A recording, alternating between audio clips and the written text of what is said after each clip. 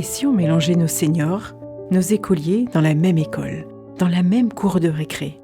Eh bien, ça existe déjà. Et dans cet épisode, je vais vous raconter l'histoire du petit village de Bouffol. Quand les bras qui vous ont si longtemps réconfortés se fragilisent, quand vous souhaitez prendre soin avec douceur de ceux qui vous ont donné la vie, vous réalisez que c'est un monde inconnu qui s'ouvre devant vous. Vous êtes proche aidant et la vocation de Sweet Papy Podcast est justement de vous aider à rendre ces moments agréables et mémorables pour maintenir votre équilibre de vie et une relation pleine d'amour avec eux.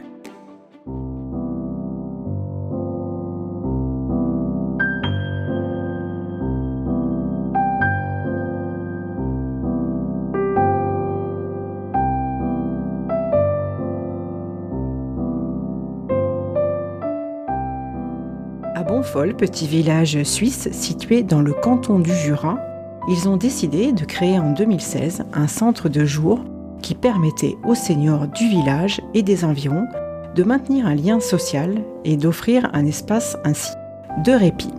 Alors ça a mis un petit peu de temps à sortir comme projet, et puis il y a eu le confinement, les autorisations à avoir, mais enfin en 2019, ça a commencé à sortir de terre et donc les seniors et les écoliers partagent dorénavant la cour de récréation.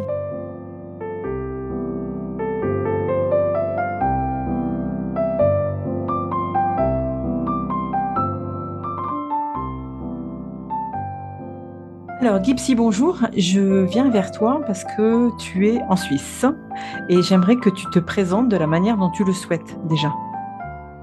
Extra, donc merci beaucoup Anne. Et puis oui, je suis en Suisse et si je viens sur ce podcast, c'est un peu pour parler d'un projet que j'ai réalisé en fait dans ma commune avec d'autres habitants il y a déjà 7 ans et qui a ouvert en fait en 2019.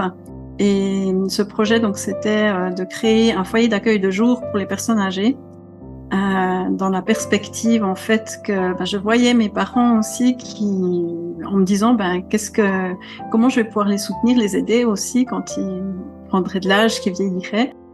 Et puis c'était déjà une préoccupation que j'avais avant et pour mes parents, mais aussi parce que dans mon premier job en fait je travaillais comme éducatrice spécialisée et à un moment j'ai eu travaillé dans un lieu d'accueil pour les personnes âgées, donc dans un EMS, on appelle ici, chez vous c'est des EHPAD, et puis puisque je suis en Suisse, et puis en fait, c'était quelque chose qui m'avait déjà sensibilisée à peu près dans les années 2000, au début 2000. Et quand j'ai fait ma formation d'éducatrice spécialisée, eh bien, c'est dans mon travail de mémoire, j'ai choisi cette thématique des personnes âgées et de voir quelles structures on pouvait aussi offrir autrement pour leur permettre de rester plus à domicile et puis pas de devoir quitter leur domicile, même s'ils ont des difficultés motrices ou pour se nourrir ou d'autres choses. Et là, qu'est-ce que vous avez mis en place alors du coup, que le projet s'est monté de quelle manière? Donc, l'idée, c'était déjà de pouvoir maintenir les personnes âgées à domicile, parce qu'on sait que quand ils sont chez eux, qu'ils vont mieux, qu'ils se sentent mieux, que de devoir les déraciner quelque part de chez eux. Aussi, de pouvoir leur permettre d'avoir des contacts, d'être plus en lien avec d'autres, parce que le problème aussi était que, par exemple, il y a des personnes âgées qui ne s'alimentent plus chez eux tout seuls, parce qu'ils ont plus le goût d'échanger, de partager à ce moment-là, puis du coup ça leur coupe même l'appétit. Et certaines personnes qui vont à domicile pour les aider voyaient que les repas restaient au frigo, puis que rien n'était, qu'ils mangeaient pas. Puis en plus ils se retrouvaient seuls toute la journée. Donc l'idée c'était vraiment de pouvoir partager des moments avec d'autres et puis pouvoir redynamiser un peu leur vie. Qu'en fait même si on arrive au 3e, 4e âge surtout, c'est pas fini. Puis on a peut-être encore des choses à partager. Et puis l'idée, c'était même de pouvoir partager puis d'être encore actif quelque part. Et on a aussi conçu et pensé le projet en étant avec des enfants. Donc le foyer d'accueil de jour ici dans le village s'est construit au-dessus de l'école enfantine, en fait, des enfants de 4 à 6 ans qui sont juste au-dessous. Malheureusement, ça s'est ouvert un peu à la période du Covid, un peu avant. Puis il n'y a pas eu, je crois, encore beaucoup d'interactions qui ont été faites parce que chacun devait rester un peu dans son environnement. Ouais, malheureusement. Ouais. Puis du coup, ça s'est encore pas trop mis en place, mais j'ai visité avant de créer celui qu'il y a ici dans le village, d'autres endroits où il y avait ces interactions, où les personnes âgées lisaient, par exemple avec les enfants, où faisaient des bricolages, et puis ça redynamisait tout de suite autrement, et puis ça mettait beaucoup plus d'enthousiasme. Je les trouvais plus enthousiastes dans ces lieux-là que dans les EMS, par exemple, où ils sont que entre personnes âgées, puis des fois, ils se regardent à peine, et puis il n'y a pas beaucoup d'interaction. Là, je trouvais qu'avec les enfants, il y avait une bonne dynamique, quoi. Et du coup, ça existe réellement aujourd'hui. Le projet n'est plus à l'état de projet. C'est vraiment, ça existe. Vous lui avez donné un nom à cet endroit? Alors, ça s'appelle Partage, avec le mot âge. Ouais. Et puis, donc oui, là, ils accueillent. Alors, pour le moment, j'ai pas trop d'informations puisque maintenant, je suis plus dans le projet puis qu'il a animé par, enfin, d'autres personnes travaillent là-bas. Mais mon papa y est parce que depuis quelques années où j'avais eu le projet puis jusqu'à maintenant, il a eu un AVC en fait. Et puis, il a des difficultés motrices et pour soulager ma maman, eh bien, il va 2 fois par semaine dans ce lieu. Et en fait, ils sont 8 qui m'a dit à l'heure actuelle quand il y va. Donc il y va 2 jours par semaine, le mardi et le vendredi. Il y a des jours où ils sont peut-être un peu plus ou un peu moins, ça dépend. Ils s'inscrivent à la journée en fait, et puis c'est des journées. S'ils ont le mardi, ils vont tous les mardis ou tous les vendredis. Et ça se passe comme ça. Donc je sais que au tout début, il a fallu mettre en route. Il y avait peu de personnes qui étaient là. Je crois qu'ils accueillaient pendant une année, ils ont accueilli à peu près 4 personnes. En plus, après, il y a eu le Covid, donc ils n'ont pas augmenté tout de suite. Mais là, maintenant, ils sont à 8 par jour. Et puis, ils font la cuisine ensemble. Ils préparent le repas. Et ensuite, l'après-midi, ils peuvent se reposer. Mais il y a aussi des jeux, des ateliers ou des bricolages qui sont organisés ou des visites. Oui, ils sont plus actifs.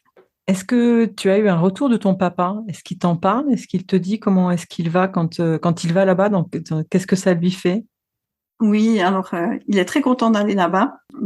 Il aime bien discuter avec d'autres gens. C'est un endroit vraiment où il se sent bien, où ça lui plaît. Maintenant, entre enfants et parents, des fois, il y a un petit peu des tensions, donc il me dit pas tout. Parce que voilà, il est peu bavard avec moi en ce moment, donc mais globalement, je sais qu'il s'y plaît bien. Puis quand il fait des commentaires à la maison, c'est souvent c'est mieux à partage que. Ouais, qu'à la maison. Et ta maman, qu'est-ce qu'elle dit? Parce que du coup, ça la soulage aussi de son côté.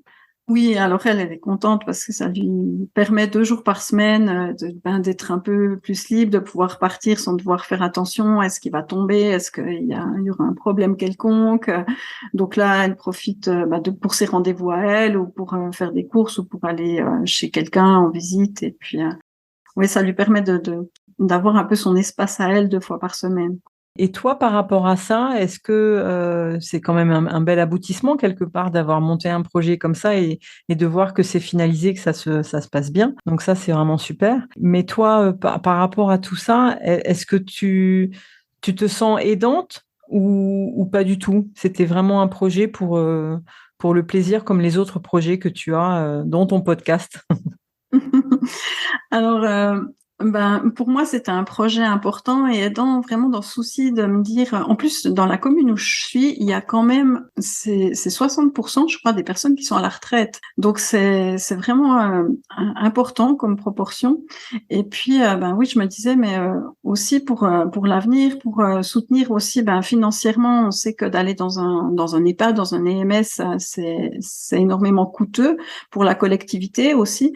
Et puis, ouais, je suis contente d'avoir proposé ce projet, mais après, c'est comme tout projet, même le projet d'école là que j'ai fait ou d'autres, on ne porte jamais seul. Et puis, heureusement qu'il y a eu plein de gens autour de moi. Il y a eu la finalité du projet, c'est pas moi qui l'ai porté, c'est une personne qui était employée par la commune pour vraiment finaliser ce projet et puis qui a vraiment porté à la fin à bout de bras tout le projet. Et puis moi, c'était aussi un peu mon but, que ça reste pas mon projet à moi, mais que ça soit vraiment un projet collectif où chacun puisse s'investir et puis que ça devienne quelque chose qui m'appartienne plus quelque part. Et là, je m'en sens détachée, il ne m'appartient plus. Mais par contre, je suis très contente que ça soit construit pour mon papa là, parce que je pense que ça serait beaucoup plus lourd pour ma maman.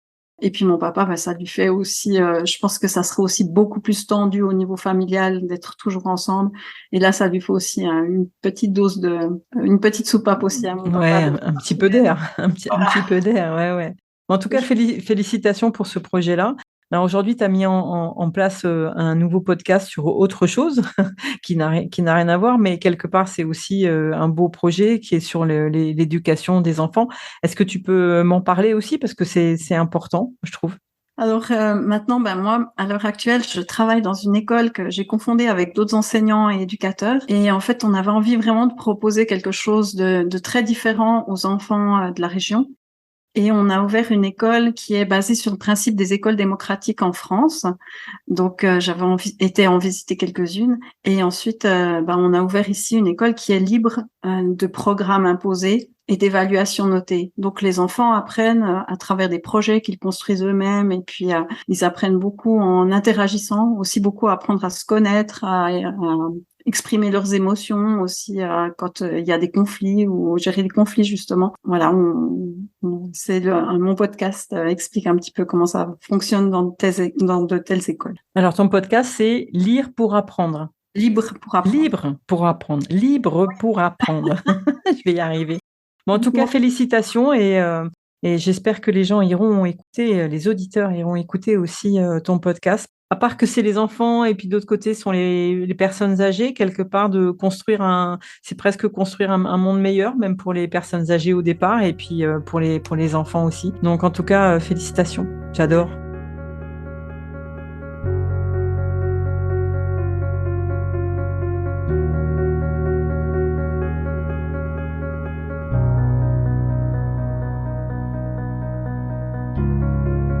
Je voudrais remercier Gypsy. Aujourd'hui, elle est toujours enseignante primaire, enseignante spécialisée, éducatrice, praticienne, formatrice, manager, coach en neurosciences. C'est une femme formidable que j'apprécie énormément et j'aime discuter avec elle justement pour partager toutes les expériences qu'elle a pu avoir côté enfant et côté parent.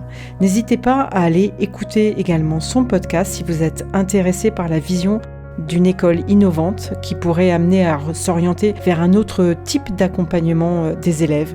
Une école peut-être libre, et c'est le titre de son podcast, Libre pour apprendre. Le podcast de tous ceux qui s'intéressent aux nouvelles écoles dans lesquelles les enfants sont libres pour apprendre. Moi, j'aimerais trouver des endroits où nos aînés sont libres pour continuer à apprendre également.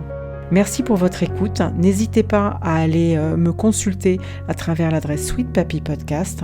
Je prendrai énormément de plaisir à vous répondre et à vous contacter. Et puis, si vous souhaitez être interrogé, c'est le moment. Laissez-moi un petit message.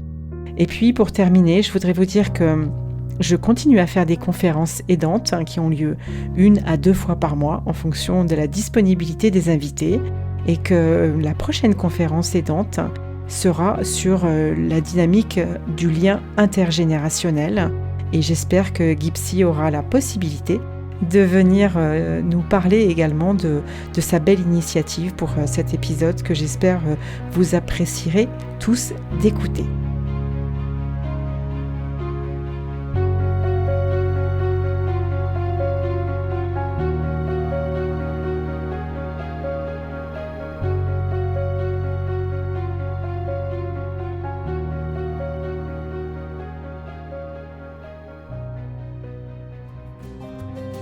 Encore merci d'avoir suivi cet épisode où la parole doit rester protectrice et les mots portés par le cœur.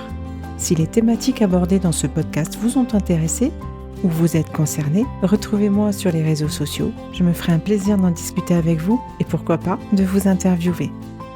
Pensez à partager l'univers de Sweet Papy, abonnez-vous et notez 5 étoiles sur Apple Podcast ou Spotify avec un petit commentaire. À très bientôt, prenez soin de vos proches.